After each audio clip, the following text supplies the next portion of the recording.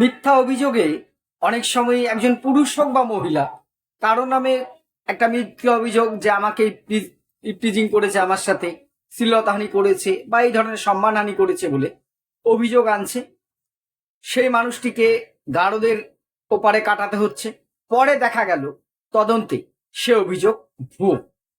তিনি হয়তো মুক্তি পেলেন, কিন্তু তার যে সম্মানহানি হলো সমাজের কাছে, পরিবারের কাছে, অনেক ক্ষেত্রে পিতামাতা তার সন্তানের সামনে অনেক সময় কিন্তু সম্মানহানি হয়। সাম্প্রতিক একটি ঘটনা আপনারা দেখেছেন হায়দ্রাবাদের ওদিকে, যে একজন মহিলা একজন পুরুষের নামে বাসের মধ্যে অশালীন অঙ্গভঙ্গি করার কথা অভিযোগ এনেছে এবং সোশ্যাল মিডিয়াতে সেই পুরুষ মানুষটির ছবি দিয়ে ভাইরাল করে দিয়েছে, কিন্তু তার সপক্ষে কোনো তথ্য প্রমাণ কিন্তু দেখাতে পারেনি। পরে সেই ছেলেটি বাধ্য হয়ে সামাজিক সম্মানহানির ভয়ে নিজেকে শেষ করে দিতে বাধ্য হয়েছে। পরে দেখা যায় সে অভিযোগটি ভুয়ো, উদ্দেশ্য প্রণোদিত ভাবে করা এবং নিজেকে সোশ্যাল মিডিয়ায় ভাইরাল করবার জন্য, প্রতিবাদী মুখ দেখানোর জন্য এই ধরনের অভিযোগ এনেছে। হামেশাই এটা হচ্ছে। আচ্ছা ভাবুন তো, আমি আপনার বিরুদ্ধে মিথ্যা অভিযোগ আনলাম, আপনি শাস্তি পেলেন প্রমাণ ছাড়াই, পরবর্তীকালে আপনি বেকসুর খালাস হলেন, কিন্তু আমার কোনো শাস্তি হলো না। আমি কেন মিথ্যা অভিযোগ আনলাম? যে বা যারা এই ধরনের মিথ্যা অভিযোগ আনছে, আমাদের আইনে কিন্তু এই প্রভিশনটা থাকা খুব প্রয়োজন। একটা কয়েনের যেমন একটা হেড থাকে, একটা টেলও থাকে উল্টো দিকে। অর্থাৎ অভিযোগ প্রমাণিত হলে অভিযুক্ত যেমন শাস্তি পাবে, কিন্তু যদি অভিযোগ হয়, অভিযোগটা মিথ্যে হয়, উদ্দেশ্য প্রণোদিত হয়, সেই সেম শাস্তি কিন্তু অভিযোগকারী বা অভিযোগকারিনীর থাকা উচিত। তাহলে আর যাই হোক, কেউ কোনো স্বার্থ চরিতার্থ না হলেও উদ্দেশ্য প্রণোদিত ভাবে কাউকে মিথ্যা মামলায় ফাঁসিয়ে দিতে পারবে না। এই মিথ্যা মামলা অনেক ক্ষেত্রে পস্কো আইন খুব জটিল কঠিন একটি আইন, যে শিশুদের যদি কোনো যৌন নির্যাতন বা এই ধরনের হয়রানি করা হয়, পক্সো আইনে কিন্তু কোনো বেল পাওয়া যায়নি। অনেক ক্ষেত্রে দেখা যায়, সব ক্ষেত্রে আমি কখনোই বলছি না, কিন্তু অনেক ক্ষেত্রে পক্সো আইনে একটা ঘটনা এর মধ্যে দিল্লিতে এসে দুজন ছাত্রী তার শিক্ষকের নামে এই ধরনের মামলা এনেছে। পরে যেটা অভিযোগ প্রমাণিত হয় যে সে শিক্ষক ওই তার ছাত্রী প্রাইভেট টিউটর, তারা প্রাইভেট টিউশনে যে মোবাইল দেখতো দীর্ঘদিন, তাদের বকাঝকা করেছিল, সেই রাগে তার বিরুদ্ধে অভিযোগ এনেছে এবং তার পিতা মাতা সত্য মিথ্যা যাচাই না করেই পুলিশে অভিযোগ করেছে এবং পরে তদন্তে বেরিয়ে আসে যে উদ্দেশ্য প্রণোদিত ভাবে শিক্ষকের প্রতি রাগ থেকে এই ধরনের অভিযোগ এনেছে।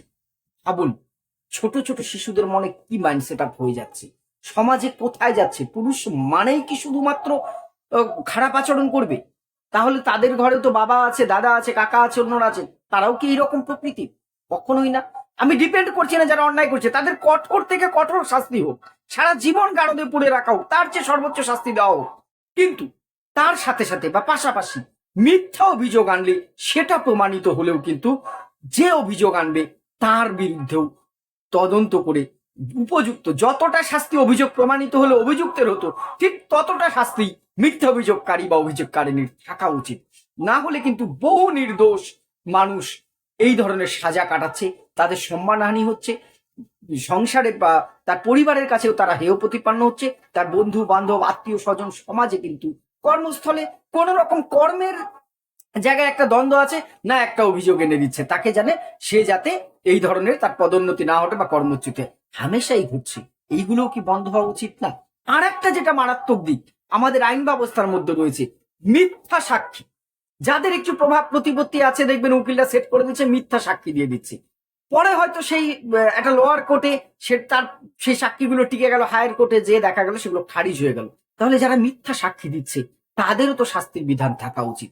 অনেক ক্ষেত্রে যাদের পয়সা আছে বা ক্ষমতা আছে, তারা মিথ্যা অভিযোগ শুধু নয়, মিথ্যা সাক্ষী জোগাড় করছে। যে কোনো কোর্টে যাবেন, অনেক ক্ষেত্রে দেখবেন এরকম সাক্ষী দেওয়ার লোক পাওয়া যায়, তাদের পেশাই এরকম, চেনেও না অভিযুক্তকে, তার সাক্ষী দিয়ে দিচ্ছে।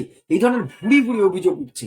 আইন ব্যবস্থার সংস্কার কিন্তু দরকার, না হলে বহু অভিযুক্ত অকারণে, অনেক ক্ষেত্রে বিশেষত পুরুষ বা দুর্বল যারা, তারা এর ভুক্তভোগী হচ্ছে। সাময়িকভাবে প্রতিশোধ নেওয়ার জন্য বিভিন্ন আইনগুলোকে কিন্তু মিস ইউজ করা হচ্ছে। এই মিস ইউজ যখন একটা আইন তৈরি হয়, তার মিস ইউজ ঠেকানোর জন্য কিন্তু একটা প্রোটেকশন রাখা উচিত।